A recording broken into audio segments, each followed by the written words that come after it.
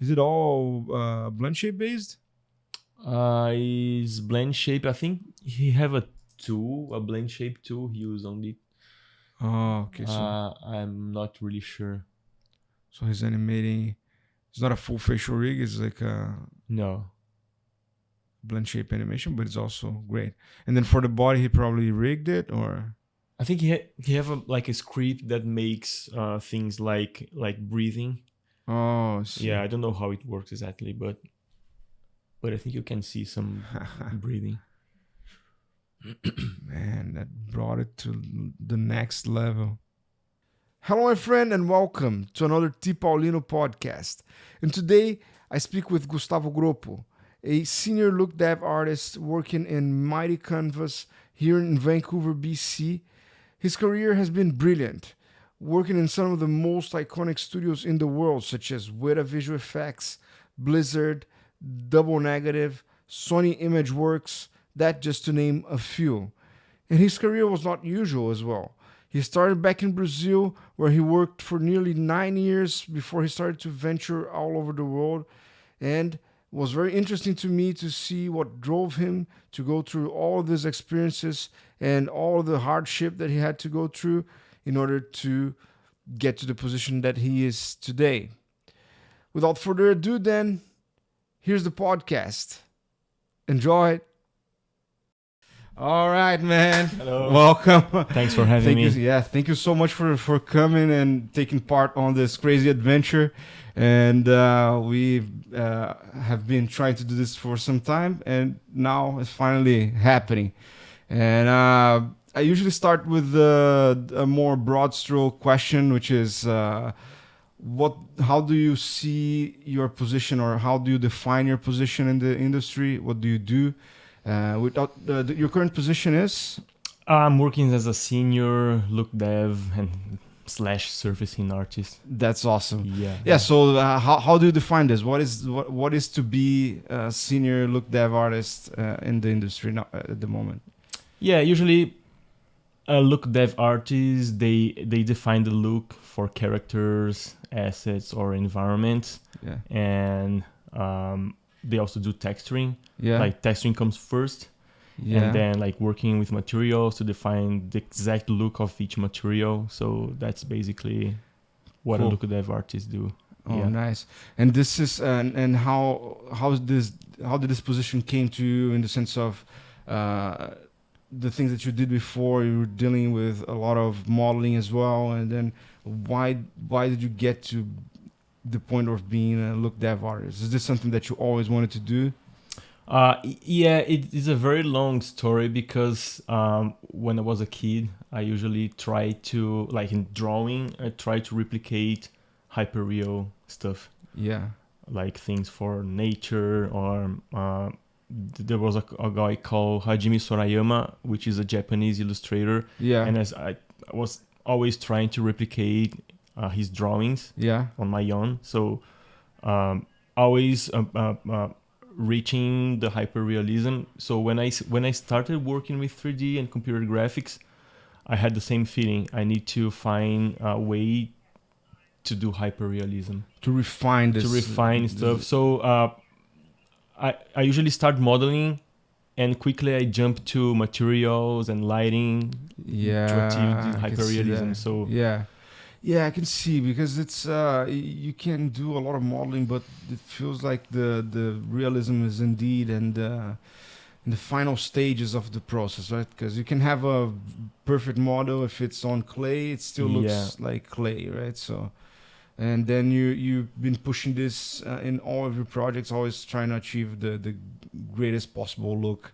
Photorealism, that's what drives you. Yeah, so I can see like many clay models, like hyperreal models, with full of details, like in green, gray shaded, but they are still not there. So Yeah, I can see that. Yeah, even like if you go to Marble, like David, what's the name? It's David, right? David, This, yeah. yeah, this huge sculpture. Yeah. Is it Michelangelo, right? Michelangelo, yeah. Yeah, that's like it's hyper realistic, but still it's just one type of shader. Yeah, it's Of, just marble. real life shader. Yeah, yeah. That's And cool. I like to play with different materials and to see how the materials react to light. Yeah. So that's pretty interesting for me, and that what drives me to keep working. That's so cool. Yeah. Man. And then, we jumped then into your trajectory and what took you here. So right now we are in Vancouver. If people don't know, we're working in the visual effects industry. You're currently working with games. For games, Yeah, right? yeah. And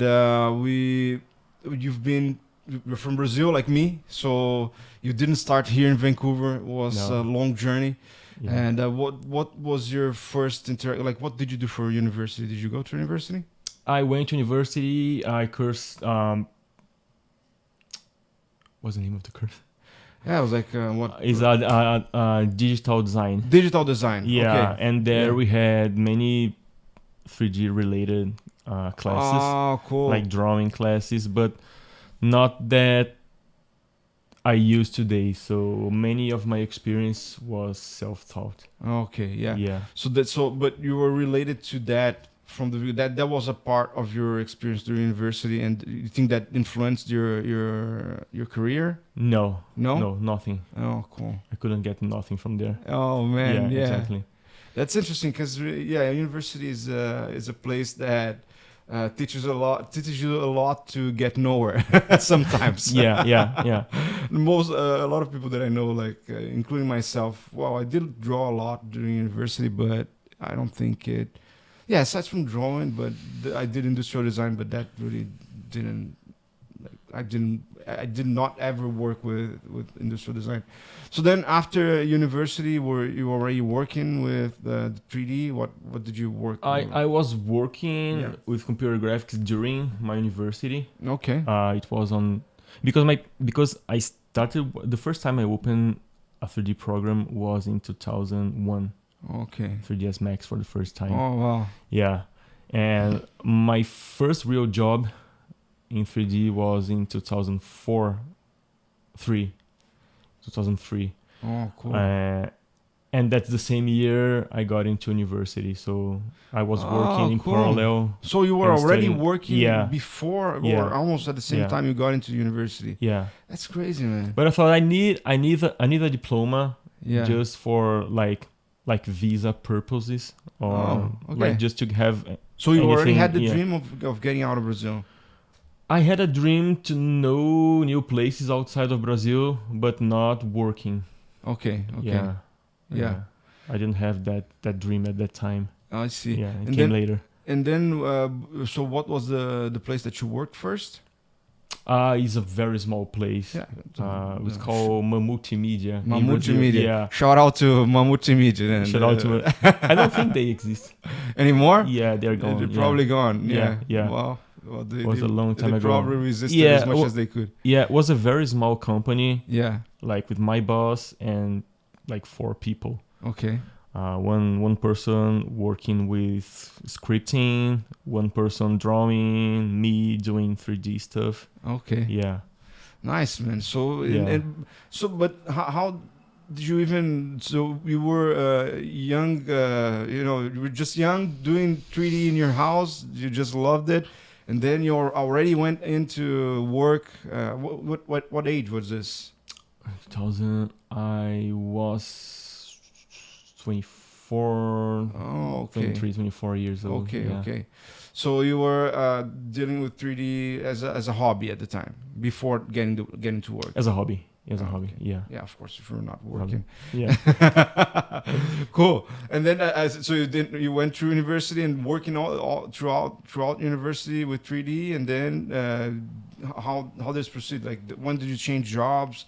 Did you go through many different jobs? How did it work? Yeah, I was working in that company, but I felt the need to have more responsibilities and to improve my skills. Yeah.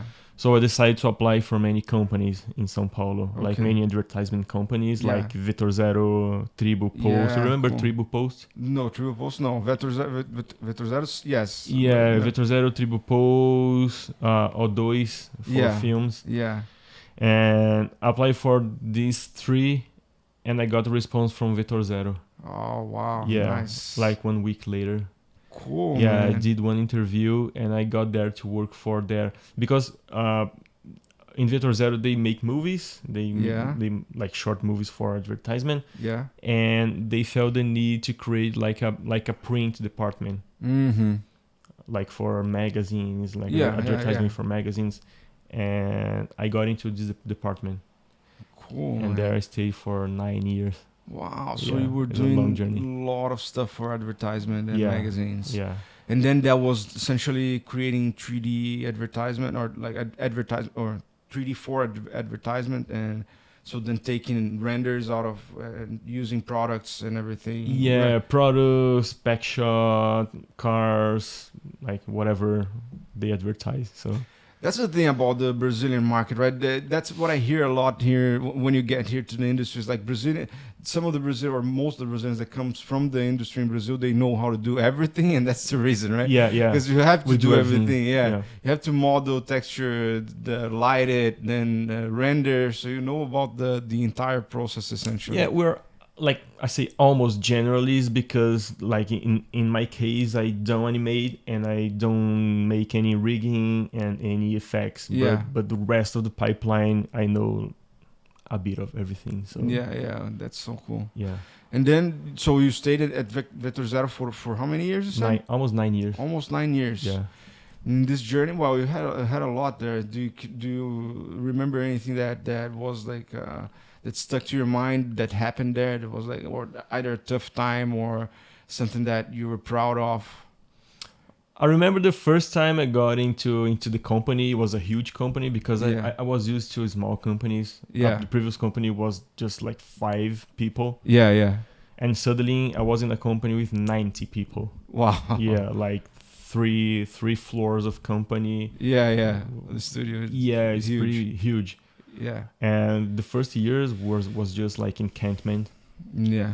Yeah, like seeing my work in first time in the magazines was That's, really cool. That's And it was not really common in Brazil, remarkable, right? yeah. Because it's not many places could do that, and so it really was a special position you were doing there, I assume. Yeah. So first years was just enchantment, and Yeah. then the enchantment goes down, Yeah, go and away a now little bit, and fade now away. it fade away, and now turns into normal work. So Yeah, normal yeah. work and many extra Pressure. hours, many overtimes. Yeah. Yeah. That's the bad part of it. Yeah, Yeah. publicity or advertisement in Brazil is a little bit demanding, right? So It's you very have- demanding. Did they pay? I don't want to put anyone on like on blast, but did they pay overtime at the time? Never. And you see, that's the thing in Brazil. It's an interesting place, right? This happens a lot in Brazil. But I think it's hard to find a company in Brazil that pays overtime. yeah, I don't Like if you're understand trying to find in any advertisement agency, not companies like Vector Zero, that. Yeah, they don't pay nothing. So That's when so people interesting. work hardly, yeah. I don't know if it's because like you're working for the opportunity. Because indeed, when you put the value on the hour, if you don't get that value, you also don't want to work. So I guess when maybe they pay better, then you're like, okay, I'm getting a decent amount of money, so might as well even work even without the extra Yeah. for the overtime. Yeah.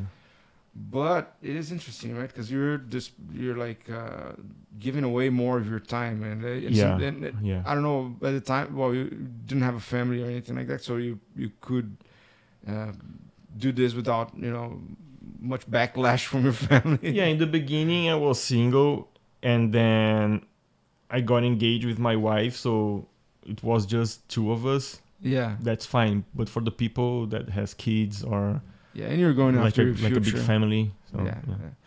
That happens all across the industry, I guess. Yeah, I don't like to count very much, but if I count the amount of hours I did there without any Vector? pay, I could be like millionaire today. My so, God, man. yeah. So you're almost every day Yeah. putting at least 1 hour Yeah.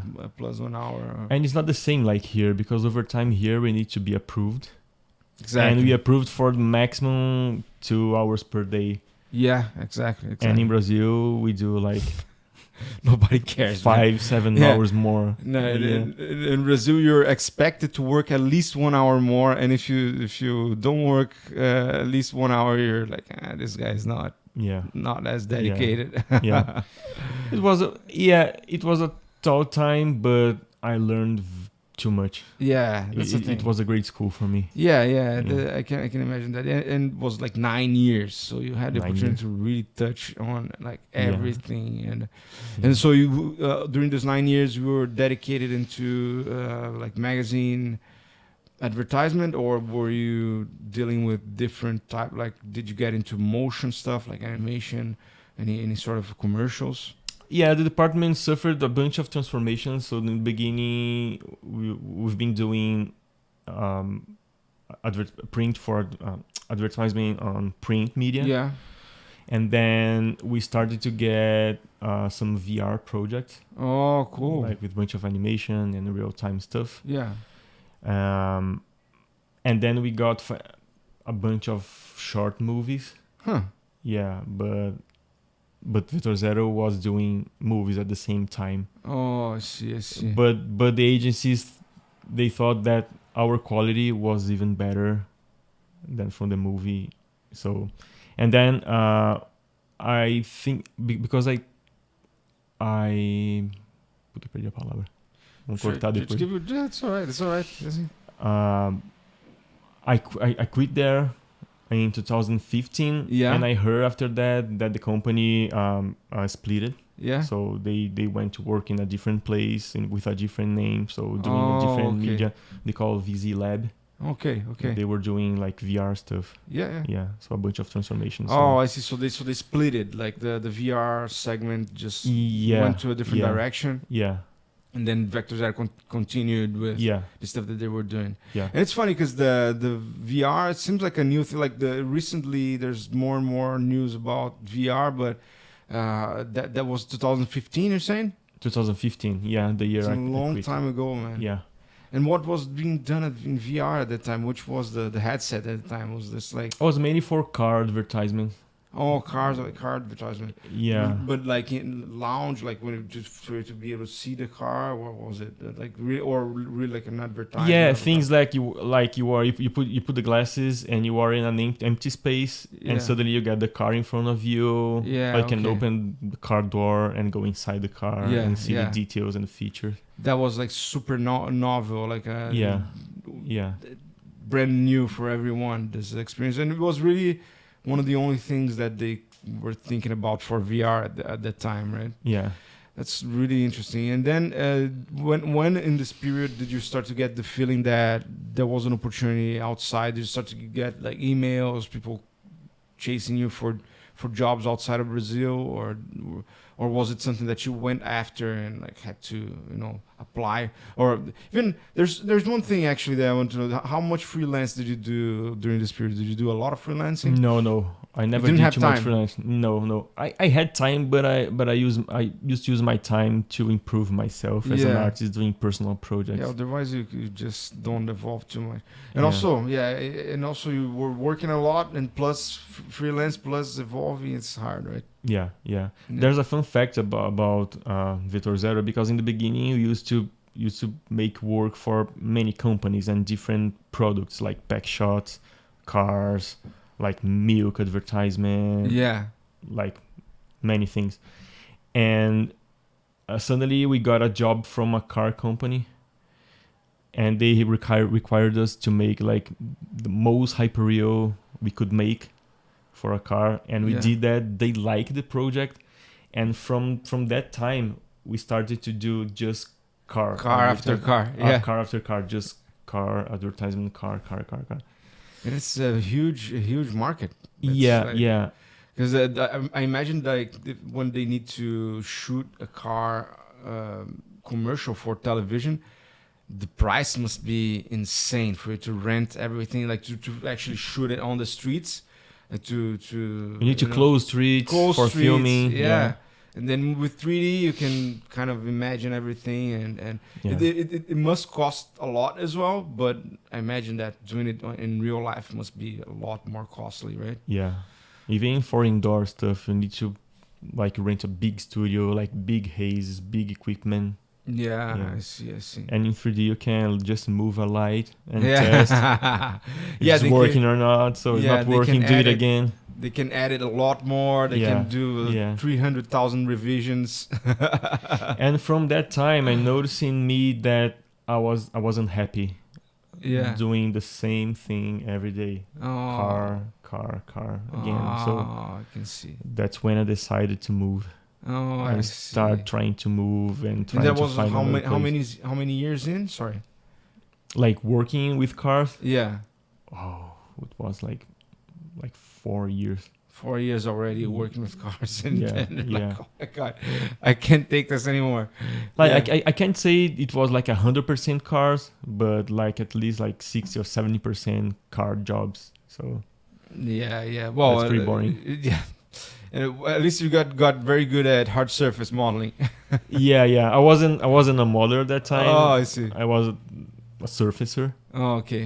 kind of lighter at the same time. That's cool. That's Yeah, cool. but So it's you- really so- hard to model a car accurately. Yeah, Quickly and precisely, right? yeah. Yeah, Precise is the worst challenge. Yeah, Yeah, I imagine that. But then you learned a lot about like shading and materials for the cars and like shading, photography, yeah. lighting. Yeah, That was very important. Yeah, that's the thing, and you learned it while getting paid, right? That which is the best, because for example, in my case, I had to come here and study to learn some of this stuff, but you were there and like an extensive training and opportunity to and show your work to the world, basically, right? But I imagine that after some time you start to get like nauseated of doing the same thing. Yeah, that's what I said Just to another you. car. God damn it. Oh, Yeah. car again. Yeah. Yeah, that's what I said to you. So, it was school for me. Yeah. It Yeah. was school that I was earning Yeah. to study. That's I great. can't complain like No, 100%. Yeah, of course, Yeah. of course. And you can understand both situations. Like the fact that, of course, you took a lot from it, but I can see that after a while, even the work that we do nowadays in the industry, at some point you're like, oh man, this is. Although we like, it's a great opportunity, and but there's also stuff that becomes more work like.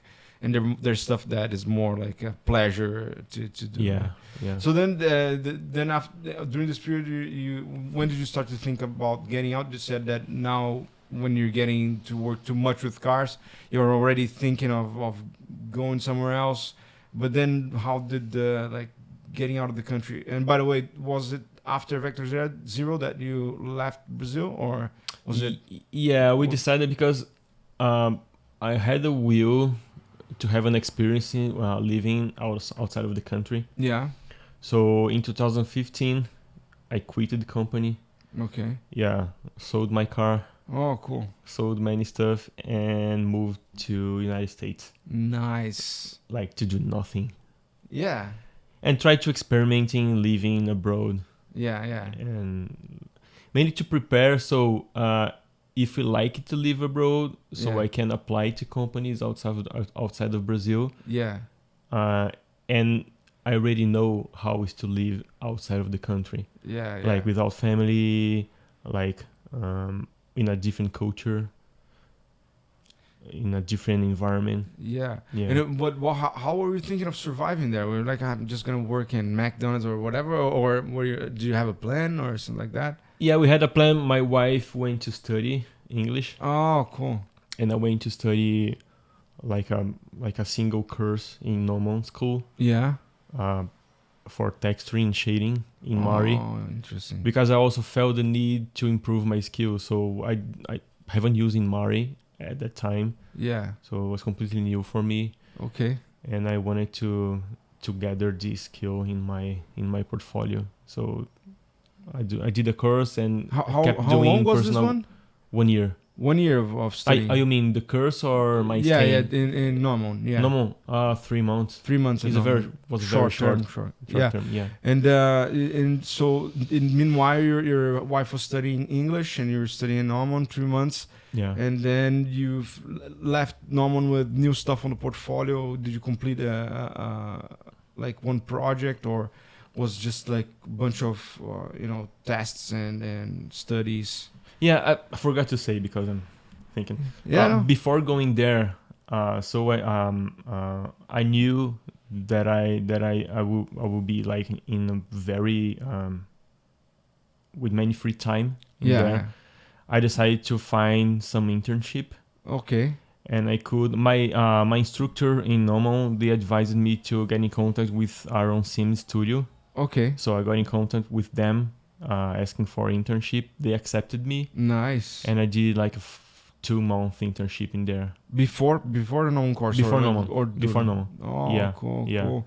So you were working for free at the time? Yeah, for free. Yeah. Well, Haven't paid, but was a great experience. yeah. Yeah. You were already working partly for free for Victor Zero at this point. Yeah. Yeah, for sure. At this point, you're used to it. Yeah. No, but cool. It's an awesome experience, and you probably made some contacts there, some networking. Yeah, it was a great time because it was the first time I saw a company outside of Brazil inside of it. So, and how they work, how they think, and contact with people from other culture. Yeah, nice. Yeah, because getting out of Brazil is everything is like very new, and even though we're very related to the American and the whole culture, music, everything. Still, when you get there, there's some sort of an impact, right? Yeah. Even here in Vancouver, it's different from the USA. It's like they have a different way of dealing with things.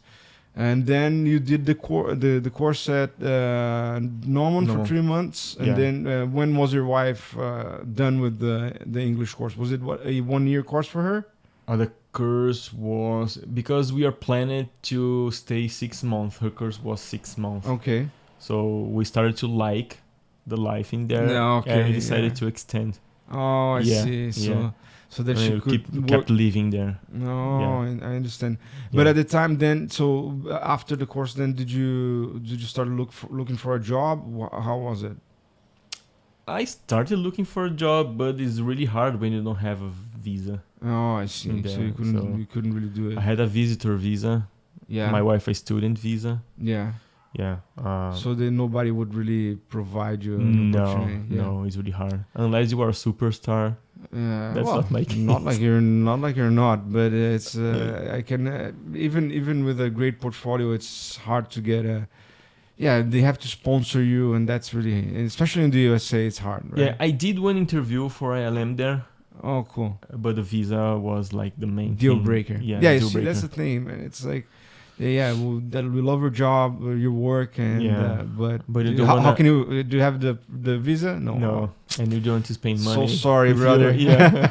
Well, just get in the next flight and go back. Yeah, see you next time. Yeah, see you next time. But then, so after that, you kept staying. So you stayed there for 1 year, you said. Yeah, for 1 year. So after the course, I had a friend in Brazil from Vetor Zero. Yeah, Guto. Oh yeah. He's a very cool guy, and he had a company in New York, Roof Studio. What's his name? The full name? Guto Terni. Oh, I don't know him. Yeah. Yeah, he runs Roof Studio in New York. Oh, he's cool. an advertisement studio. Yeah, also. cool. So he knew that I was living in LA, and called me to ask if I wanted to join them for like a Honda commercial in New York, and accepted the offer. Nice. So I could work a bit in there. Yeah. And I stayed there for 4 months. 4 months. Yeah, and then we moved to New York. Oh, cool. From LA to New York. So for this opportunity, you moved from LA to New York. Yeah. And then he provided you like what work visa or something like that. No, I was being paid in Brazil. Oh, I see. Yeah. Look at that. Yeah, submitting the Brazilian way. The Brazilian way. Yeah. I couldn't get paid there with student visa. Yeah. Okay. So you stayed there for 4 months. How was it to live in New York? Was it interesting? Yeah, I don't like messy places because I'm from São Paulo. Yeah, São Paulo yeah. is a very messy Yeah, and yeah. stressful place to live. Urban and Yeah. lots of buildings, dirt on the streets. Yeah, and New York is worse than Brazil. Really? I think, yeah. Manhattan or outside of Manhattan? No, Manhattan is very expensive to live. Yeah, you on. cannot really live there unless you're banking or like. Yeah. And you used to live first time in Brooklyn, close to New York, Yeah. because the company rented the place for us. Yeah. And then when you were on our own, we had to find like a cheaper place, like by the end of Brooklyn. So Nice. it took us like 40 minutes by subway to get in Manhattan. It's pretty far. Pretty far. Yeah. That's also all right. But now that we live in Langley here, it's like a 15-minute drive or something. But 15-minute driving, it's fine. But on the subway, it right? is very And far. the subway in New York is a very dark place, right? It's not as enjoyable as I would experience. It's a dark place, Yeah. dark and filthy place. Yeah, filthy and all old stuff. Yeah, rats. Yeah, that's interesting, man. Yeah, I've been there once to New York. It's nice. I don't know. It has a vibe.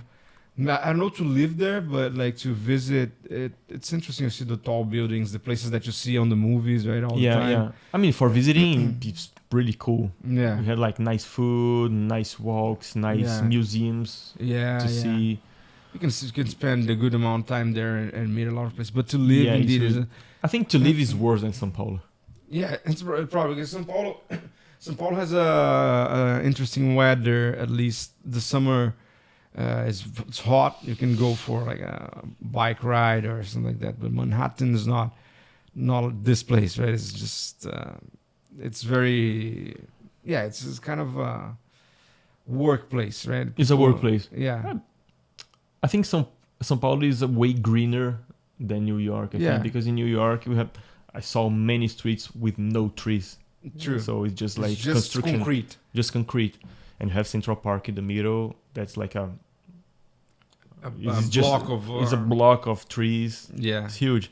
Yeah, but shout out to the people of New York. I don't know who's gonna be watching this now or in the future, so it's an awesome place. It's an awesome place to visit. If we have to go there to work as well, I'll be happy to do it if necessary. But yeah, there are differences between what we have in Brazil for sure. And but I can see how staying there for a long period of time must be. Yeah, but I mean, in Brazil, what we get from New York, mainly for like tourism agencies, is that New York is very glamorous. It's beautiful. It's beautiful. Yeah, of course. Glamour of but living there, there's nothing glamorous. Yeah, so unless it's real life. Yeah, unless you are a Hollywood actor or a baller or banking, super ultra rich, ultra wealthy, then you can have the best of everything, like and live in Manhattan. But then it's not the life of 90 or maybe even 98% of the population. I would assume.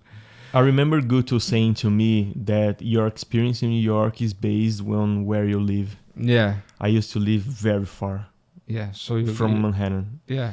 And like in a small filthy place, and I used to pay like tons of dollars for renting. Yeah. It's very expensive even in the worst place. How much did you pay at the time? For how many rooms? We were living in one single bedroom. Okay. Just renting the bedroom, so we used to pay like $2,000. Wow. Yeah. That's crazy. That's crazy. That's crazy, man. Yeah. And then, so 4 months then working in this place, so you got the money in Brazil, and then you were able to like pay your expenses and everything, or was it all savings still at this point? Yeah, we are getting the money to use there. Yeah, like earning in Brazil, it was enough. Converting back to dollars to use there. Okay, yeah, but that's good enough for. That's good. Yeah. Yeah, and the experience as well. You were like on an adventure, so everything was was worth it, right? It was like, oh my God, it's on all. Yeah, we knew that was a year that we took to stop a bit and see what was to live outside of Brazil. Yeah, yeah. And then after that, what happened?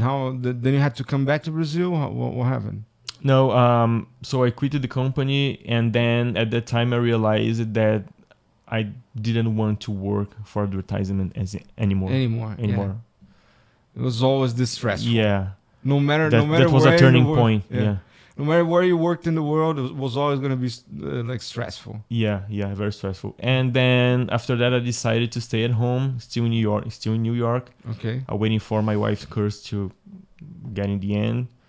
And I stayed at home doing another personal project and studying. Yeah. And at the time, I did the Orc. Oh, the cool. green Orc. Yeah. So maybe that's a good point. So after that, you start to work on the industry. Maybe we can check the portfolio now, and then we start to talk about the next studios, or how would you like to do? Oh, the way you prefer. Yeah, whatever. Let's check the Orc. Okay. And then we go from there. So yeah, portfolio time. All right, so this is the guy. Yeah, the green guy. So this was while you were at home. Yeah. In New York. You can feel the New York energy. You were like, oh my god! It started in New York and finished in LA. Yeah. Wow. Yeah. That's cool. Yeah, man, beautiful work like that.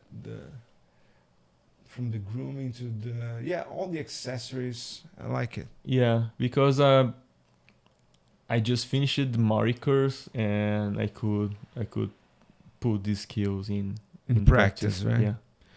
Many different layers. And also trying to achieve like good sculpting skills. Yeah. Yeah, and I like how there's so much story. Like it feels like there's so much story behind the character that you're creating here, right? Yeah. With the whole like broken horn thing and scratches and choice of armor. And do you have any ideas behind this, or what were you thinking here? Was it something that you just opened up on ZBrush and started sculpting and add up, or did you want to convey a message or some sort of idea? It all started because I had the will to sculpt any orc from Blizzard. Okay. And I got many references. Yeah. And I got the Gul'dan reference. It's like a green orc. Okay. Yeah, it started from there. So, and then I decided to, as I had like many references, I decided to get a bunch of each reference and create my own. Oh, I see. Like with different pieces from each one. Yeah. To create my own. So this is like obviously an orc, but like it's my creation. Yeah. My vision of an orc. Your own orc, right? Yeah. And so talking about games, then are you a gamer? Is it something that you do? No, frequently? I don't play. You don't play? Yeah, definitely. Not even at the time. No. And no. Blizzard, how did Blizzard come to your mind at the time?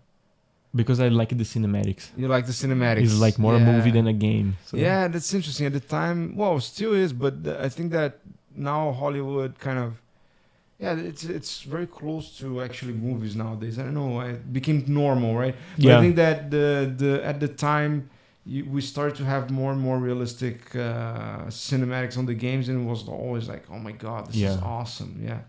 So you were inspired by that, and you thought, man, I want to do this. Yeah, I was being a big fan of Blizzard cinematics. Okay. And from this kind of world, like a medieval Middle-earth world of orcs.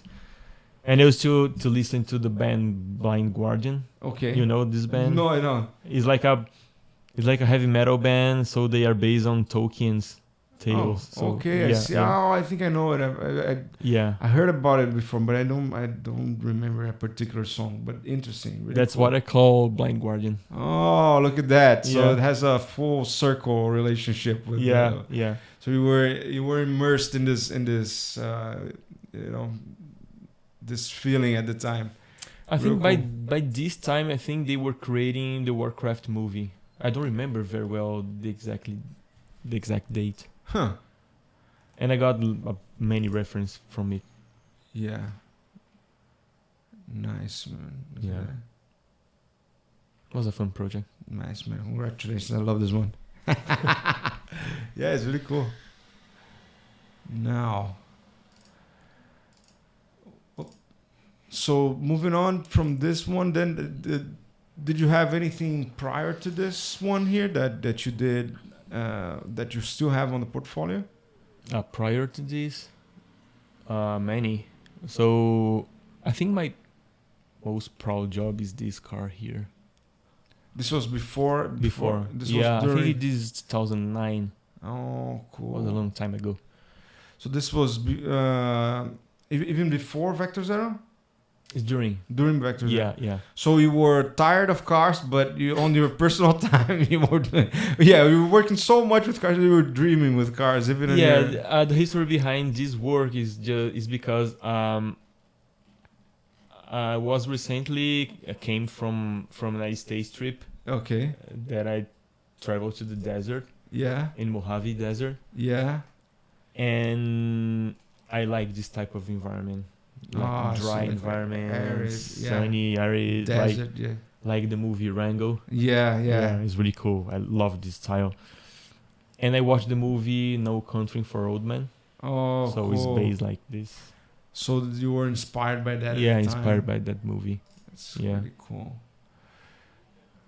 Really interesting. And this is just one of the works that you did prior to. Let me just check if everything is rolling there. Yeah, man. Great. Okay. I think most of the works are prior to that arc. No, okay, cool. And which one? What would be another one you would like to check out here? Batman. Nice. Yeah, this is based on a friend's concept. Marco Furtado. He's cool. He's a very talented painter. Yeah. Yeah. And it was my first time doing some cartoony character. So you were experimenting with the whole like textures. Look, I can see the like different proportions, cartoony proportions. Yeah. And the materials were great, man. So you were already this wasn't a time that we didn't have Substance Painter, at least as is, or did you have it already? No. How did you do this kind of texture at the time? Photoshop everything. Yeah, I was in Photoshop and tileable textures. Look at that. So this was, man, it's a huge achievement. I don't remember which year was this one. I think it was 2012 maybe. Yeah. Really cool, man. And any other one you'd like to go to in particular? You mean before the orc? Yeah. Is this after? Yeah, no, that's my first character. This is your first character? Yeah, I don't like too much. You don't like it too much? No, don't show. Just close it. Don't show. It's gone. Cool. Any other one here? No, I think that's it. Okay, cool. Oh no. Sorry, before. Yeah, that gnome I made during the curse at Gnomon. Oh, cool. Yeah. So how come I forgot this guy? The very one that the most important one. Yeah. Yeah. Really cool, man. And you always had a good a relationship with hair as well, grooming. Many people avoid it. Grooming is hard for me. Yeah. It took so much time to get in this look. But it's looking great. Yeah. I think that's yeah. Good stuff takes time, right? Yeah. Yeah, cool. So then in the portfolio, is there another stage you'd like to share here? I like the robot, the magic robot. This one? Yeah. So this one, then it's already after you left the normal school. Yeah. And after the I made this here in Vancouver. So this is recent work. Oh. Like kind of recent. Yeah, cool. I think 5 years ago. Yeah, 5 years ago. Nice. Yeah. It was all made in Mari. No using of procedural stuff, just projecting textures. Yeah. Yeah, I like this, man. Different types of materials, and I did this guy in a different way. So I created a layer set of materials like rust, paint, grime, dust, and what I did was I just painted masks to separate this material. Show what you wanted to and hide. Really cool, man. And so, and the model is yours as well. It's mine. Yeah. Pretty interesting. It's based on a concept of a guy called Ashley Wood, Oh, cool. and he used to make toys from these guys. It's really cool. It's like these tall robots. Yeah. Yeah. Great, man. Oh, yeah. The hard surface takes so long. Oh, and you rigged it as well. No, the rigging is not mine. It's a friend from Brazil that made it cool. for me. Yeah. Nice. A rigger as well. Working in the industry? Yeah. Yeah, nowadays if you're working with 3D in Brazil, you're likely working abroad. Yeah. Yeah, then we can... Did you like to talk about any other work here? And the last one, the Unreal work, is what I'm doing right now, trying to study more real-time stuff than offline renders. So let's see the statics one, and then we go to the video. Nice. So this is all in Unreal, and you're what's the goal here? The goal was to... This is all in Unreal? Yeah. You know, the render is getting the same quality of offline renders. Yeah. Man, yeah. Look at that. I never say never, but we took too many time for me to go back to offline renders, because in Unreal you can see the thing happening in real time. Yeah, you can faster than GPU renders. Yeah, even if it looks like it could look a little bit better on like traditional rendering, you would still just make more adjustments faster, and it's just better, right? Yeah. And you can do a movie. You can render a whole scene in seconds. Or I did a movie for this one. Oh yeah, let's watch it. It's just like a camera animation, nothing too fancy. But dude, if it was to do this on rendering, you would have to spend a lot of time. A lot of time. So average rendering time was kind of... How many time per frame? Like 20 seconds per frame. 20 seconds per frame. Yeah.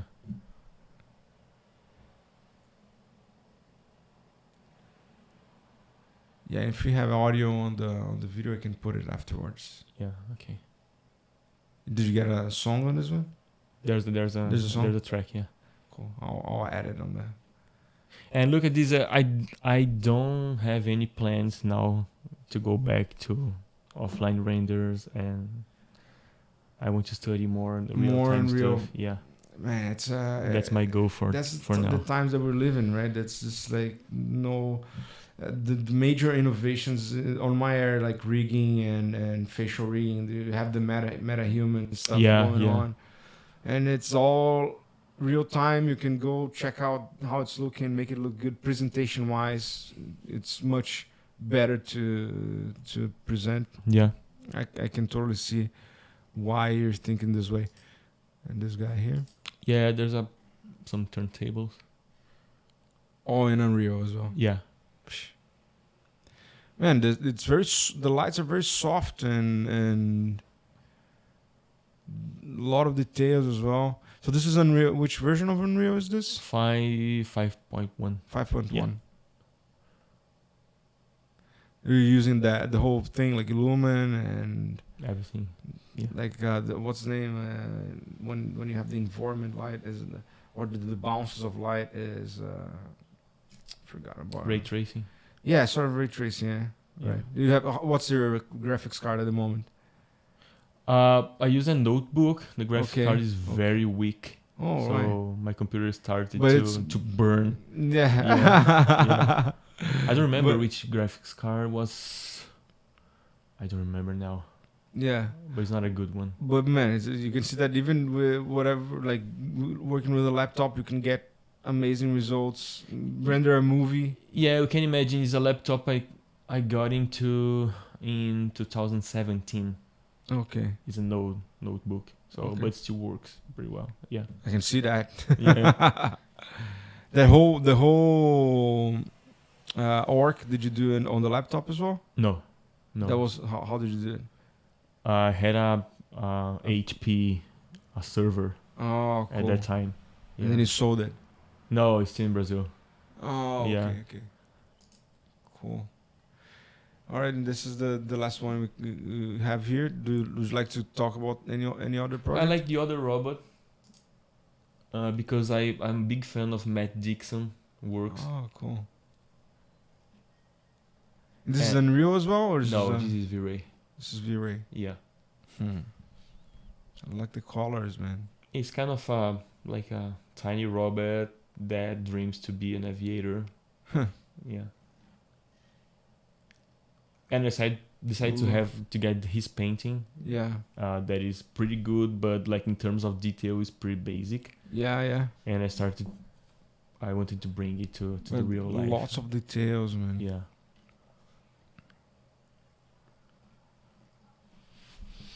How long did it take you to achieve a project like this? How many months? Like 3 months. 3 months. Yeah. Yeah, because also you're not 100% dedicated. Like No. you're doing it on your free time whenever you have the time to work on it. Like 3 months, not counting like a month with no work over it. So. Okay, yeah. So you stopped working here and there. Oh, there's an animation. It's a walk cycle. Oh, nice. It's pretty funny. And this is also rigged by your friend. They had the same friend. Yeah. Look at that. And he did. Yeah, that's super cool. And did he do the animation as well? Yeah, they did animation. What is this? This is. This is a friend also animated the Orc. Ah, man, how did you not tell me this? Forgot. I totally forgot that. Oh, you know Yuri Lementi? I don't think I know him. Yeah, he's a Brazilian working here. Yeah. Oh, cool. Yeah. And he did this. Is it all blend shape based? Is blend shape. I think he have a blend shape tool he used on it. Oh, okay. So I'm not really sure. So he's animating. It's not a full facial rig. It's like a blend shape animation, but it's also great. And then for the body, he probably rigged it, or I think he have a script that makes things like breathing.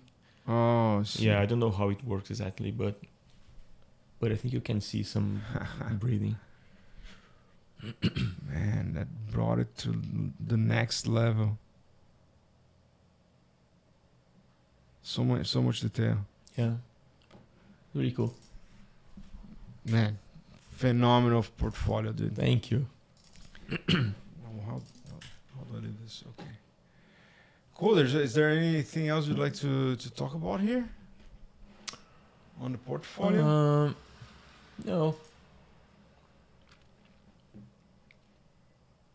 I think they're most important ones. Cool. And then, but I have to ask though. I can see like a little battle angel here on the texture. Is this all stuff that you did for this project? How was this? It was when I came to Vancouver at DNAG. Yeah. So I did a minor contribution on this guy's armor. Oh, I see. Yeah, kind of this. This movie was insane. Well, but that's the thing about movies. Everybody like is working on a few pieces of the project. Yeah. Never, or not never, but most of the time you're working as a part of a team. It's hard to take full ownership for something. Yeah. But still, it's a very proud moment to. We are like a small gear in the whole machine. Yeah. Oh, but tell me more, man. Which ones are the ones that you're mostly proud of working on? The Mitchells vs. the Machines was my first project at Sony. It was really fun, man. It's really fun because like feature animation gives us like freedom. More freedom to explore things and to texture. And in this case, the only rule we need to follow was make it painterly. Make it look like a painting. So so you had the freedom to explore. Yeah. Doing it however you wanted. To explore different textures, different overlaying textures. Yeah. And to look painterly, brush strokes. Yeah. And how long did you work on this project? For 5 months. Cool, man.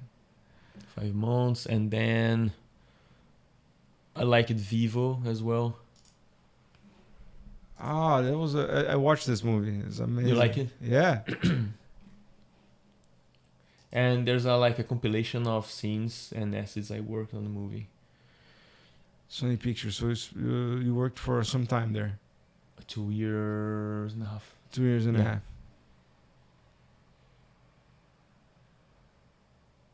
Like I did the whole texture scene. Huh. And again, Everything in the scene. Everything in the scene. Wow. See, that's amazing. Yeah. Here as well. Here's all the guitar and the box. Dude, that's amazing. Pencil and paper. That's the greatest. The thing. maraca, I did the maraca. Look at that. The suitcase. Dude, you had many stuff like right in front of camera. Accordion, I did the accordion. And the characters don't have much to be textured, I assume, right? Some of them at least. Yeah. For I did skin, this for box also. Oh, look at that. Super high detail. Yeah.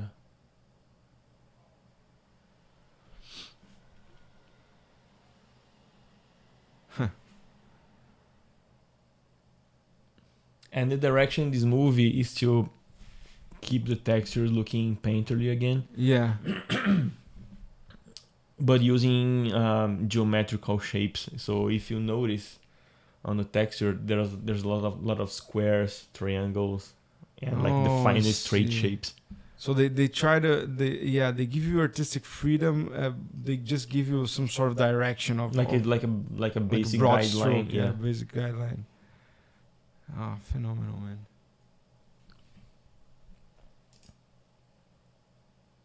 Real cool. What else? That's Mortal Engines. That the work I did at Weta. Oh yeah, that's cool. And that you must have had a lot of hyperreal stuff. Yeah.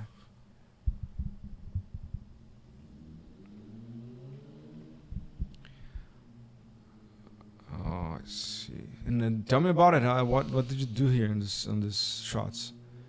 Any like for example London.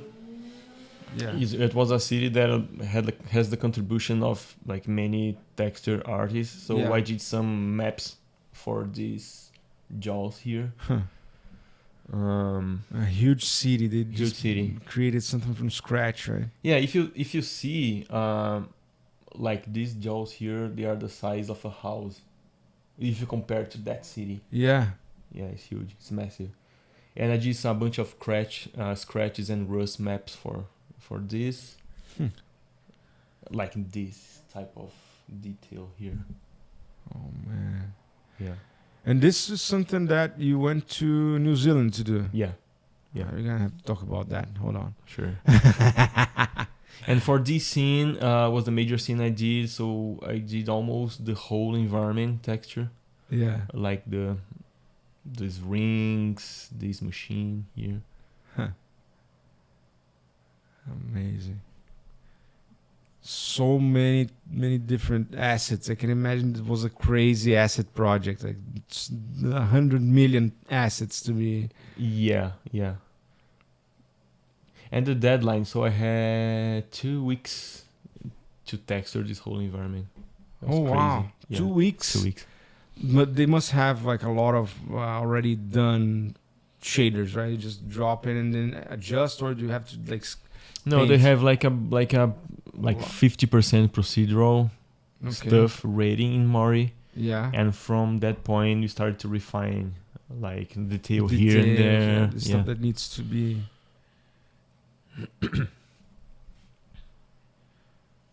Man. Insane, the amount of details. This is a floating city? What is it? It's a floating city. Did you watch the movie? I didn't watch the movie. Yeah, I'm gonna have to watch it. I think it's a beautiful movie, but it's very boring. Yeah, really? In terms of storytelling. So I did that spaceship. Oh, wow. Yeah. How long did you spend on it? Ooh, On the ship? 1 week. 1 week on the Yeah. ship. So they want everything like very fast. Yeah, deadlines are very short there, but the normal working hours is 10 hours, Oh, okay. not 8 hours like here. Oh, So I really? used to work a lot. But then you work every day, like Monday to Friday? Yeah. But you're getting paid for these hours. We've been paid for overtime, but the regular hours are 10 hours. But did you get more money for the 10 hours, or like is it the same pay but you work more? The same pay, Oh, but you are being paying more by hours. So Oh. yeah. I see. It's like here you're paying, so you have your annual salary. Yeah, but it's based on and the hour, right? Based on 8 hours. So Mhm. there's based in 10 hours. So the annual salary is larger because you're working more Yeah, on the yeah. days.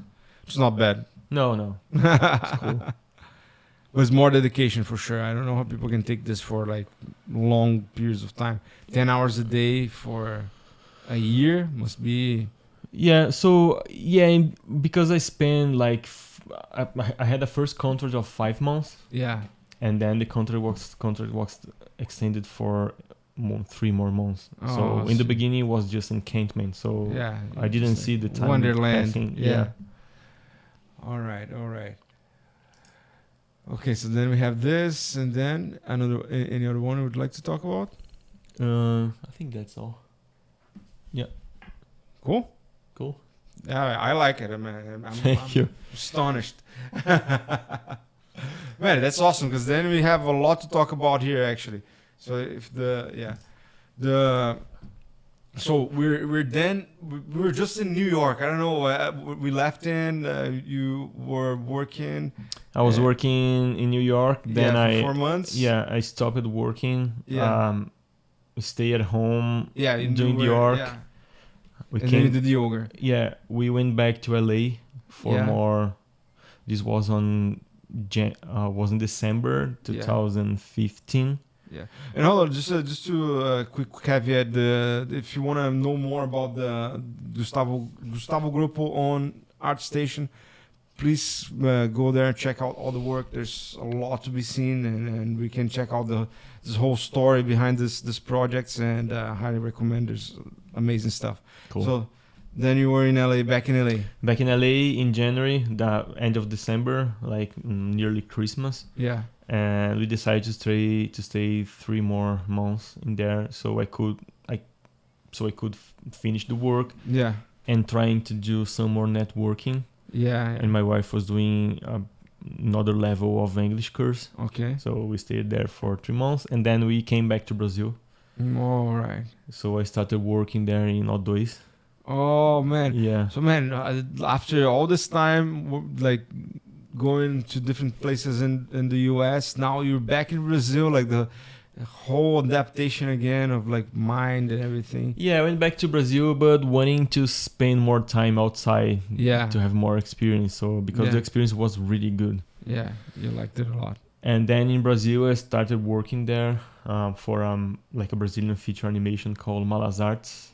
Okay. Yeah, it's kind of like, I think it's the most it's a Brazilian movie that has the most VFX stuff. Okay. There, yeah, was really cool. It was a great time. So the company is really nice. I could work with old friends from Vitor Zero.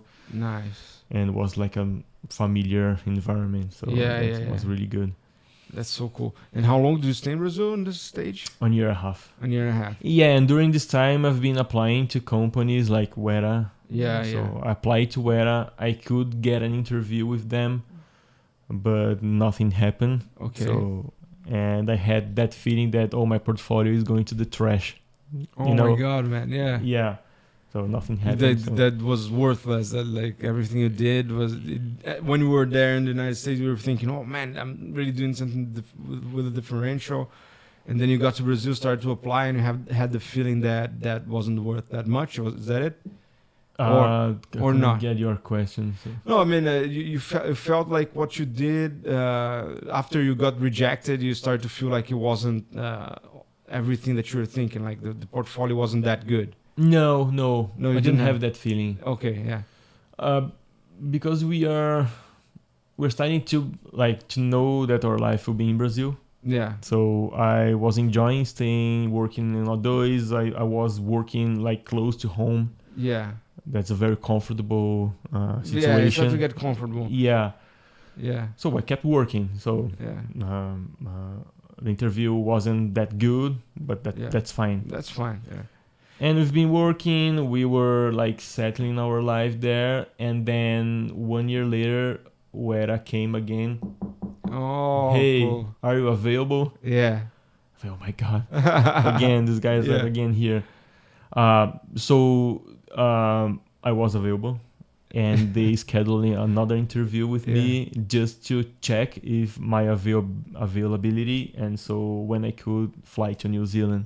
That was very fast. Yeah, it's amazing. Yeah, and then they were like able to provide everything, like flight, the flight tickets, or do you have to pay for that? How did it work? No, they paid for everything. They paid for everything. Yeah, because usually for people they are not from New Zealand, they need to pay like a bunch of stuff because it's like it's a remote location. Yeah. Like the feeling of isolation there is huge. Big, yeah.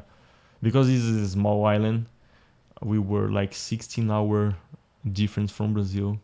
So you're far away from your family in a different time zone. Yeah, different time zone. Yeah. And so you were at the time. Then you're working on that movie you talked about, the Mortal Engines. No, in Brazil at the time that you got this offer. Yeah, I was working in the same movie. In the same movie. Yeah. And then you got this offer. Just booked the flight in what, like a month, and you were flying to New Zealand. Yes, they did an interview and they offered me they did me one offer. Yeah. I accepted the offer. From the time I accepted it, it took like 3 or a month for all the documentation, like visa, flights, accommodation. And they had like a place for you to stay over there. Yeah. So these guys, they have like an industry. They built their own industry there. Yeah, Weta is huge. They have their own housing department inside the company. So there are a bunch of people, like 2 women, that they help the employees to find a new place. A company called Van Sweet Home here. Yeah. It's kind of Van Sweet Home inside the company. Yeah. And they ask you, so if you want like a 2-bedroom apartment or 1 bedroom or a studio, and they go to find something for you. They call you, but they don't have. It's not their building. It's like not their houses. They're just helping you find. Yeah, in the city. Places. Yeah. And they call you. Oh, we could find like 4 places. We'll get you to visit the places, and we'll pay for lunch. That's crazy. Yeah, man, this is awesome. Yeah. And so, it was a dream opportunity. You were in Brazil already, thinking of staying there, like starting to think of staying there because it was very good. And then you had this crazy opportunity to go to New Zealand, and initially to stay 5 months. You said 5 months. The contracts of 5 months. Yeah. And how was your wife on the situation? She was like, "Yeah, let's go." Let's go. Yeah. Nice. So you went there. She's very supportive in this situation. So amazing. Like trying to reaching dreams, Yeah, of course. Yeah. And that if she wasn't, you probably wouldn't be here for sure. Yeah. And then, so you got there and started to work right away. Got the home. So did you bring all your stuff from Brazil to New Zealand, or just the basics? Just the basic, just clothing. Because you knew that, like, they don't give you any hope that you're gonna stay. It's like 5 months and you're gone. Yeah, I went for 5 months, thinking about 5 months. Yeah, but the studio, they don't say like, maybe you can stay, maybe like you can stand it for yeah, more not time. At the beginning, but during these 5 months, they came to me and said, we want to renew your contract for 12 months. Oh, cool. Okay, that's fine. Yeah. But the problem that my wife was feeling totally alone in there, because I used to stay 10 hours per day inside of there. And she didn't have many friends? No. Any friends. Yeah. It's a very small community. I imagine that people that live there that had friends, they're almost like a family, probably. They see. Yeah. There's not many different people coming in and out, except for the people that are immigrants and stuff. But Yeah, Wellington is a very small city. So if you think the size like downtown Wellington is kind of half of the size of downtown Vancouver. Yeah, yeah. So for her, just being at home, and how's the weather there? Was it cold, hot? I think the weather is almost the same of São Paulo. Huh. We have the winter and seasons in the same period. Yeah, not much of a difference between the winter and summer, right? Yeah, but the problem there is the wind. Oh, really? It blows a lot very strongly. Really? Yeah, yeah. So it's like 30 degrees, but it's so windy that It's very windy. That's nice. And that's why you see there's like a mount in the city that's the same of lettering of Hollywood. Oh, but it's Wellington, and the last N is flying away because of the wind. That's funny. Yeah. Really? Yeah. So they accept this reality of their city. Yeah, and people know that you can even use umbrella at the street. Because you lose your umbrella because of the wind. Yeah, yeah, it's very strong wind, and you see people walking the street and they are tilting because of the wind. Oh my God, man, that's so interesting. Yeah, and so this was a very unique experience for you. It's like something you never imagined you would be living there. Never. And work-wise, how was the dynamics? Like, you get there and there's your supervisor, and then is it a big studio? Is the studio like very well built? To have a bunch of sculptures or things from movies? How is it inside of Weta? Yeah, that was my illusion of there. So that's like a huge building, everything new, everything with beautiful architecture. Yeah. But there's nothing like that. Yeah. Oh no. Yeah. I used to work in a company in a building because Weta has 16 buildings. Yeah. Across the city, with like 3,000 employees. Yeah. Like all separate in the buildings. The building I used to work was a very old record press. They used to record vinyl. A long place in there. Yeah. I think it's a building from the 60s. Huh. Yeah, all made of wood. So it's a very old building. Very unique thing. Yeah, but full of like Weta movie props inside of it, like frames, swords from Lord of the Rings. The real props they use in movies. Props. Yeah. So it is an interesting place, but it's like not a brand new building. Not brand new. Yeah. I think the island is kind of the same. It's like the building is nothing much, but they put a lot of interesting stuff inside so that you. But it was a comfortable place to work. Yeah. So good chairs, good computers. Yeah, good computers. Good people. Are they like super hard working, or are they more chilled out? They're working 10-hour days, so they must be working a lot. Yeah, I think out of the 10 working hours, the people are very chill. So out of there, they choose to spend the time with family, because the city is more to the families. So many things for children, things for like outdoor sports, and people used to. It must be like a lot of hikings and. I think it's pretty much the same of here. Yeah. Similar. Yeah, because it's like a place where nature is very. Nature is very close. Yeah. Yeah. Mm-hmm. And as is like a small country. Yeah. You have the same type of nature of BC in a smaller place. Yeah. So you see like a snowy mountain, and 50 kilometers away you see a place like a desert. Wow. And you see like turquoise lakes. It's beautiful. My. Yeah. And for the north, if you drive like 5 hours, you have the same beaches of Brazil. So the same weather.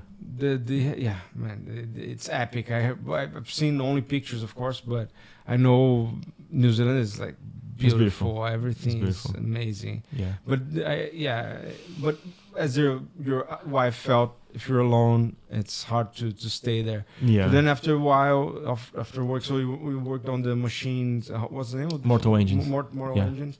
And that was your whole experience there. The whole experience. Or Alita was Dinag, right? Dinag, yeah. Yeah. Was right after that. Right after that. Yeah. So then after that, how did you get back to Brazil? When I knew that my contract wasn't being extended, I started to apply for some companies Okay. here in Vancouver because I came to Vancouver before in 2011 Yeah. and I knew the city. I know how was the city and I liked it here so much. So why not apply to Vancouver? Yeah. Did you come here on the winter or on the summer when you came here for the first time? Was spring. Spring. Yeah, Oh, that's why, man. Yeah. If it wasn't the winter, you're gonna be like, oh, maybe not that. Oh no, I have friends that came in winter, so they They felt liked it as depressed. well. Yeah. Oh, they felt depressed. Yeah. Yeah.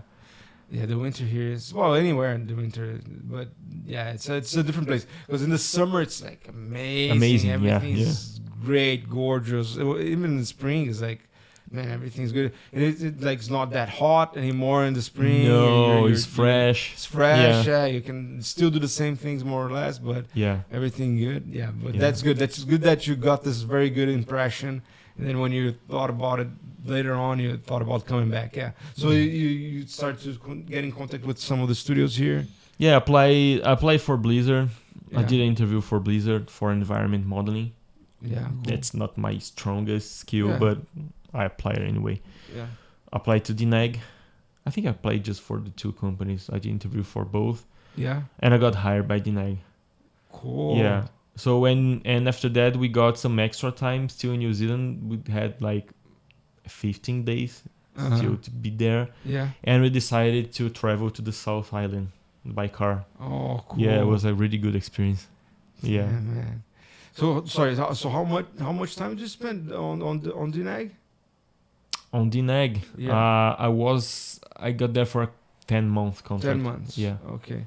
Yeah. And this is all in the air. Like how? So they gave you the work permit to work here. How was it?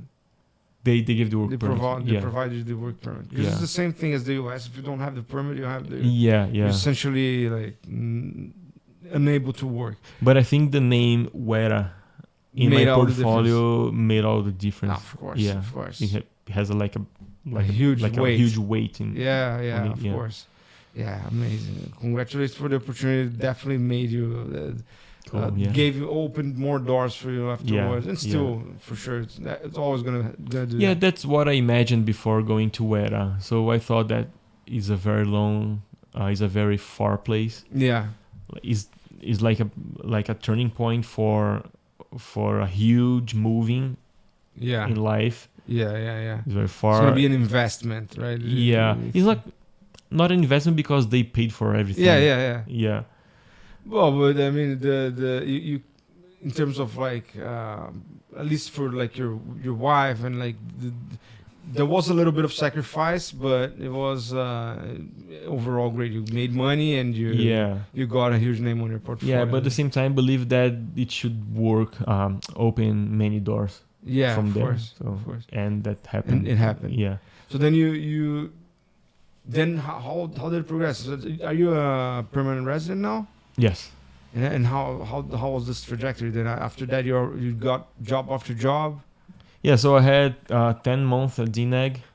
What year was this that you arrived here? 2018. 2018. Oh, Yeah. we arrived almost the same year. That's cool. Oh, same year? Yeah. Yeah. I think it was the end of 2018 that I got here. So it's been almost 5 years or something right now. Right? Yeah. Nice. A little bit more fun. Yeah, more than 5. And so just started working in company after company, DNAG, then after DNAG, and then I had a recommendation for Sony because I wanted to have an experience in feature animation. Yeah. Because I was a bit tired of doing the same thing, always like VFX and trying to replicate things in real life. I needed to get a skill for more artistic stuff. Yeah. Okay. And then I got at Sony. I could work on Vivo Mitchells and the CB's 3 feature animation movies. Yeah. And then they started to put me on VFX shows. And then That was pretty annoying in Marvel shows that I Why not that again? I love Marvel. Yeah. Okay. And that was the period at Sony, and you're already like getting stuff that was not really. I wasn't too happy Yeah. working for VFX again, and then I decided to move. So this is and I stayed 2 years and a half in there. Mm-hmm. And I decided to move. I will find something different. And I remember that one of my supervisors at Sony, he was at that time supervisor at Blizzard for the surfacing department. Okay. And I applied for a role. There was a temporary surfacing artist role. Yeah. I applied, and this guy saw my application and got in contact with me to show more works and to schedule an interview. So I did interview for them. It took about like 4 months of interviews. Wow. And they hired me.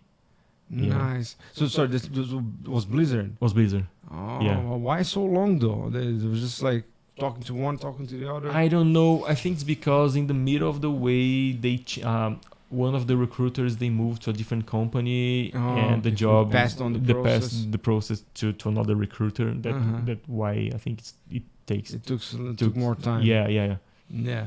And then Blizzard was it more freedom, less freedom? Did you feel that you were working with stuff that you were liking more? Less freedom. Less freedom. Yeah, I believe for VFX, for surfacing in VFX, if they want to replicate things that they have on set, like for example characters, you have the character and you need to make a digidouble. There's no freedom at all. There's no freedom. You just need to make it like similar. Yeah. Replicate. And in Blizzard, how does it work? Is it the same thing? Like it's not kind of the same, but they are very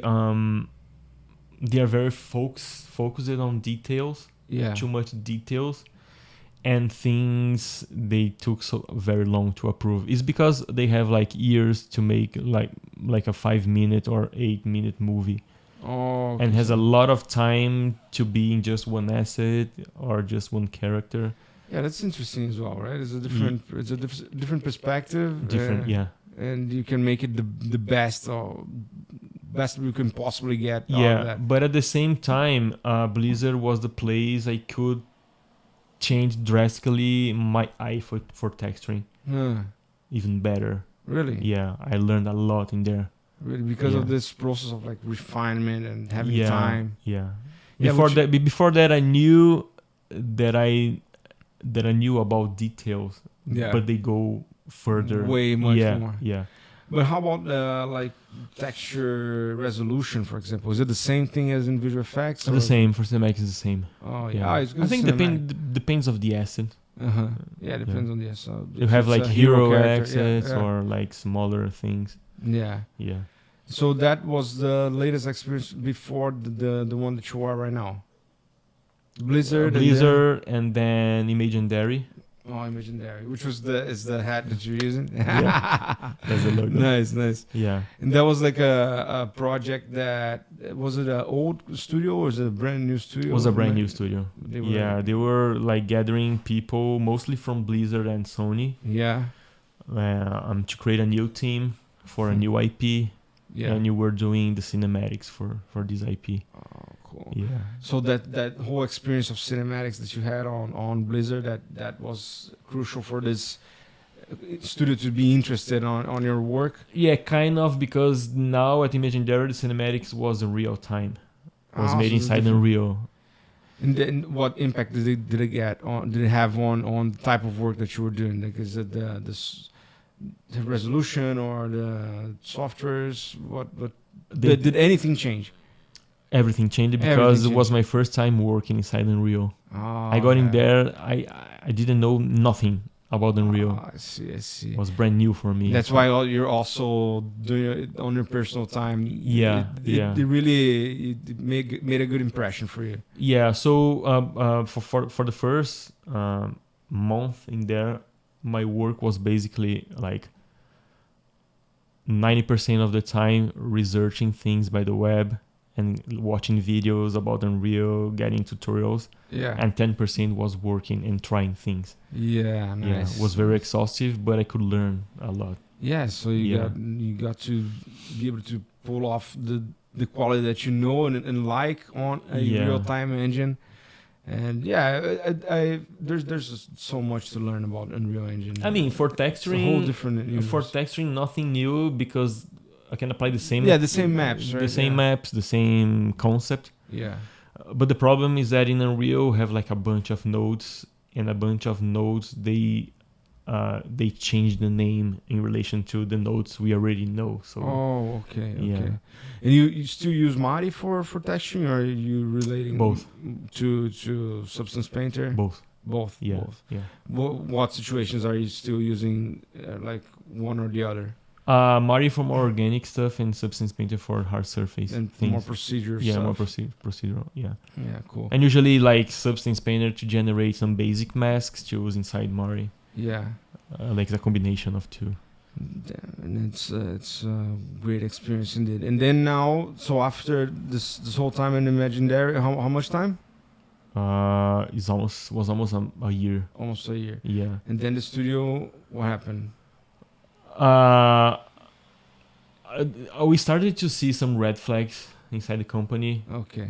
because they presented like a teaser of the cinematic in GDC and another game conventions, Yeah.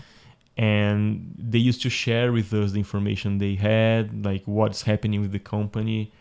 And after that game conventions, they were very positive about the company direction. Yeah. So they say that many investors they liked the movie and they want to keep conversations, Yeah. and they like to know more about the company. Everyone was very excited about it. It's time to see And more perspective. Yeah. more perspective and more direction from the company. And then 2 months after that, we started to see things very calm. No one is talking about that investors and that direction anymore. That's like a very negative feeling. Yeah. You don't know. You start to get a lot of questions and then very little answers, and So and then I remember the month May, and in May they decided to do a meeting with everyone in the studio to say the studio is about to shut down. Oh no, man, that's the we don't know when, worst times. and we don't know exactly why this is happening, but then everyone is being laid off, and it was gone. And I was about to go back to Brazil, so oh really? Yeah. I remember because we were at Wesley's barbecue there In Wesley House. Wesley House, and you knew already that I knew in that week. Damn, man. And you had the trip scheduled, everything was set, and then that happened. Was all set, but to me, I was not impressed with the news. Because you kind of felt it. The first thing I thought when I received the shutting down news was, okay, so at least I will have some time to spend in Brazil as a vacation. Yes. You're not gonna be concerned about work and anything. Yeah, no, because I needed some vacation. I was like 5 years with no working vacation. non-stop. Yeah, working non-stop. Yeah, that's the thing about this industry, right? It's hard unless you're a staff somewhere that they can give you like a month or two, just chill out. It's hard to get a full month of. We were staffing there. Oh yeah. But then the studio shut down. Yeah. But no, we got like severance pay. We got equipment for half of the price. So that's amazing. And then you changed to this new studio, and here in the studio that you are right now, did you get the same staff position? Everything's is a different working relationship because the studio is called Mighty Canvas. Okay. The studio is like a union of different art directors. Yeah. And leaders, and they get outsourcing jobs from many companies, and the work relation is always remote. Okay. Yeah, and we work as a freelance. All right. Contract. You know? Yeah, but there's always work. That's the point. Yeah, that's the point. And I've been reaching for this flexibility of work because me and my wife, we've been thinking about spending some time in Brazil. Oh, cool. Like for 2 or 3 months. Yeah. And inside a company, we don't have that freedom to do that. And in this new work relationship, I can do that. You can go anywhere in the world. They don't mind. Yeah, work wherever. That's the best, man. And one day, wish to get to a situation like this as well. Yeah, and Yeah, because indeed, working in a studio, like whatever studio you're working, you have to be in meetings. You have to meetings, morning meetings, yeah. afternoon meetings, feedbacks every time.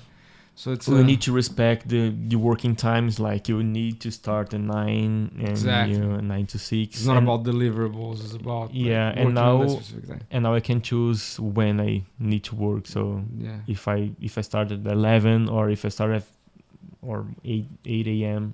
whatever, Yeah. I need to deliver the work. So Awesome. yeah. Man, so you just arrived at the present moment. It's a very long journey, and It's a long journey. career, and it's a beautiful story. I think it's Yeah. I must say that's a long journey and yeah. many closing doors every time. Yeah, knocking on many closed doors, yeah, trying a lot. And so one question that I thought of is like, would you say when thinking about like talking to someone getting started, do you think that the path that you went through, do you think it's still a viable option to do the same thing if you're starting in Brazil, like just keep learning, keep doing portfolio stuff, or would you say there's any better way of doing this after this experience that you've been through? I think it's possible. I won't lie here that saying that it's easier to get a job staying in Brazil outside of Brazil. So Yeah. For bureaucratic things like Yeah. visa and all that stuff, because companies prefer to hire someone that's already here Yeah. than getting someone from Brazil. But if you have like a killer portfolio, just one piece, Yeah. if you do it well, you can call attention of recruiters. Yeah, I can Yeah. see that. Yeah, because even here, even people that study here, and it's a very common path, like to come here to study and then get into the industry. But many people come to study and they still don't leave the school with that top-notch work. So there is opportunity to compete with that, even if you're in Brazil, right? Yeah. But indeed, the thing of the visa, it's man, it's a very complex issue. Probably a good path would be to, like, if you have a partner or something like that, then like you did with your wife, like come here to study, the other one works, and trying to that could be also a possibility. But also, if you get a job there in like a good place like Vector Zero or something like that, you can work try to work for some time, and then eventually present your work and something like that. But yeah, getting experience is also very important, right? If you have if you have experience in 3D, it's different from just having a portfolio piece, right? I don't know if you agree with that. Yeah, I think the most important thing is to gather experience and create a portfolio. That's what many of Brazilians do in this way. So to get a job abroad. So yeah. But I think it's better like to do just one perfect piece of work than like 20 average. Average. It's better to focus on one, having them call attention. Yeah, well, that's a lot of information. I hope for the people watching that we have told the story in the best possible light. There was I felt like at the end that like Blizzard, we kind of rushed through it a bit. But it's many years of experience, and it's very hard to condense that information into like specific points or anything like that. But it's still very interesting to see how you've been through all these gigantic studios, and how they made a part on your progress, like what you did in Weta, and how that opened the doors, and then all the way to now how you feel about your life and what you need now. Like, I need a little bit more flexibility, and and I can see that because it's very stressful all the way. So now I think that leads us into some of the stuff that is happening right now in the market. And let me just check if everything is going on here. All right, we still have it's all recording and fine, because this cool. Talk is golden. So then we have the whole like situation on the market right now. We have a delicate topic right now going with the strikes and the writers and actors strike, right? That is affecting the whole industry. And how do you see any impacts on your end, like or on the people that you're working with, or on your friends? Do you see that affecting anyone? Yeah, I see that. Like in my case, I was looking for a more stable work. Yeah. That the game companies they are more stable than VFX Yeah. companies, because in VFX we already see in the type of the contract they made with employees, sometimes like 3 months contract, 6 month or a year contract, and after that you don't know what will be happening True. to your life. It's maximum 1 year, right? Yeah. And with the strikes, it gets even worse. Yeah, So it we puts see you in a volatile situation that you cannot even. yeah. But indeed, for games, it's much more stable, right? Because they can keep producing and producing all the time, right? Yeah, and people are playing even more. Yeah, exactly. And like small game companies, they are earning even more. So I think the money is more towards game than VFX. True. Like you spend more with games than with movies, right? Yeah, I think. And people, I have some friends that they spend like on those card games like Hearthstone or Yeah. buying decks and like I have a friend that spent thousands of reais in Brazil, but Yeah. I imagine this is a common situation that people are just. But well, you see Call of Duty or even CS:GO, people spending like hundreds of thousands of dollars in skin. I cannot even fathom something like that. Like it doesn't click for me. And I think the first industry that's being affected by AI is VFX. Oh, cool. Yeah, I think So gaming will take some time. Yeah, I was gonna. That was the next topic. So that's good that you pull this off. So how do you feel about this AI situation as well? Do you feel like this is coming for as a tool to help in making more quality work, or do you feel that this is going to take jobs out of the market? And as you said about visual effects going first and games going after, but how do you see this affecting visual effects and games, and where is it going to be an issue?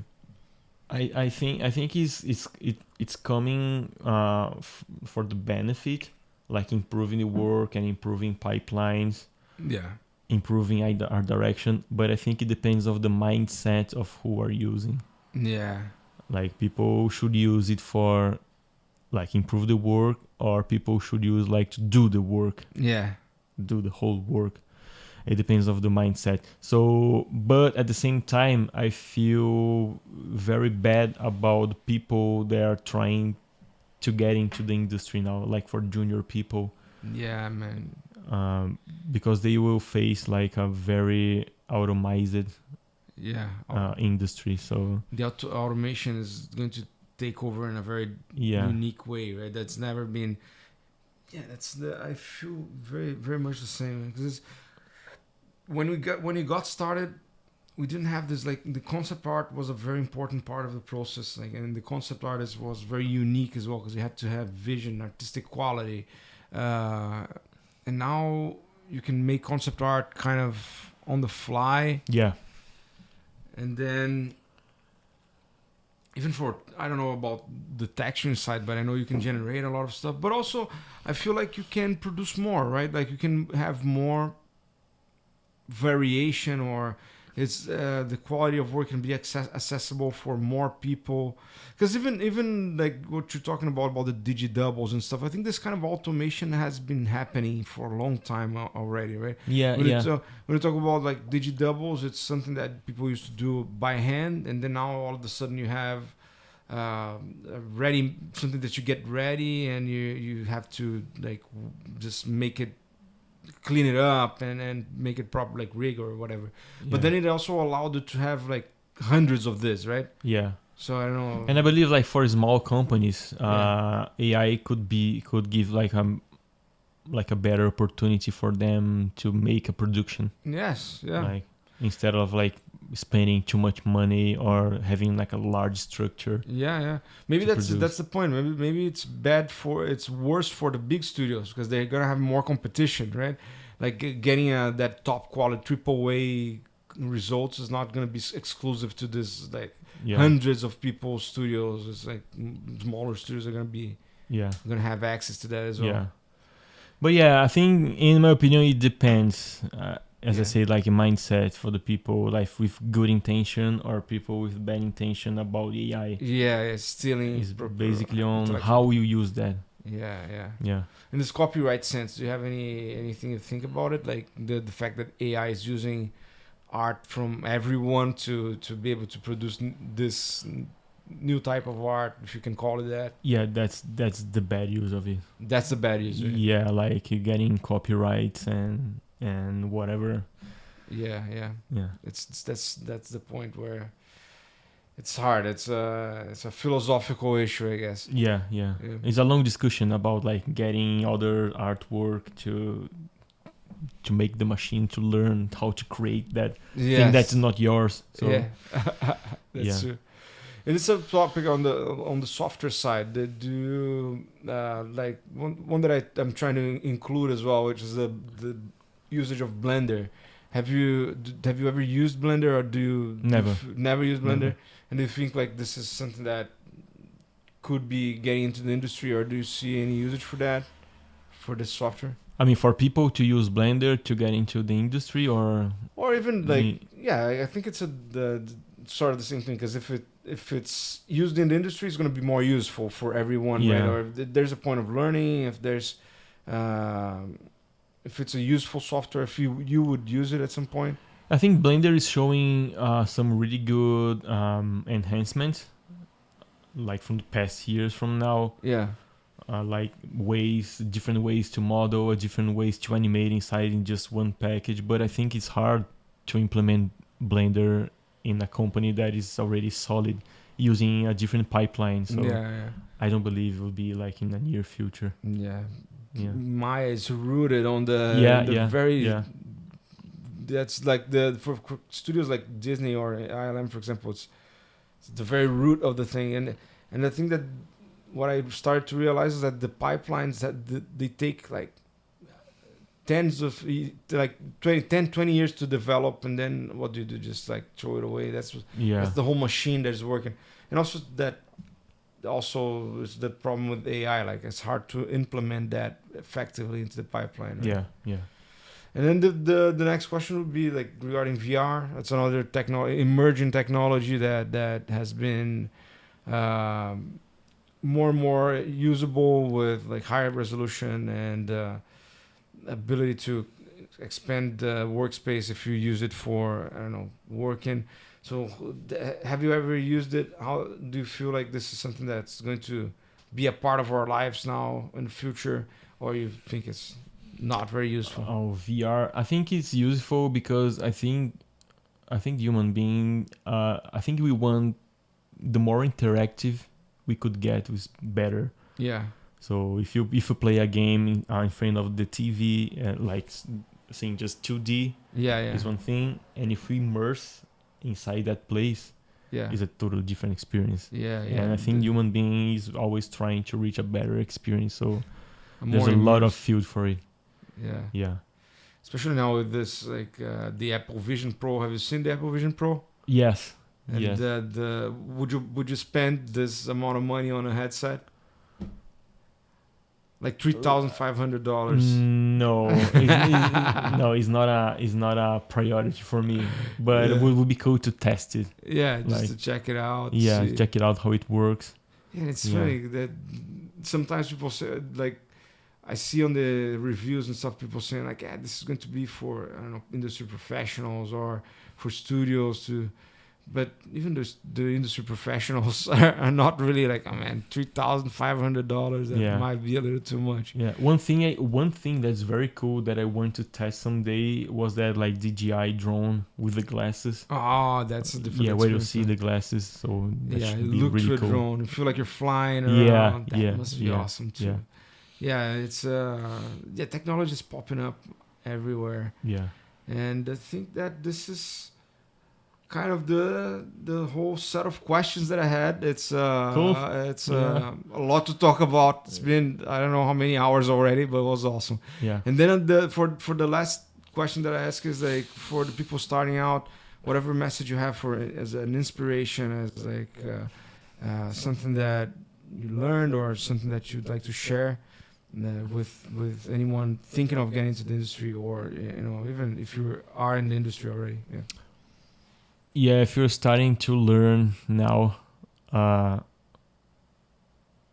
go to the world site to gather reference, because it's all based on where we live, on when surrounding us. Yeah. Study, sit your ass in front of a computer, spend hours, specialize yourself, and learn photography, draw, and have fun. Yeah. Yeah. Do what you love, I guess. Yeah. That's nice, man. That's nice. Cool. So, man, thank you so much then once again. Thanks for It the was conversation. an amazing conversation. Yeah, it was really cool. And let's we're gonna do this in another period of time where we have more information about the future. Cool. Yeah. Cool. Thanks so much. Cool. Well, and cut. Legal. Ah!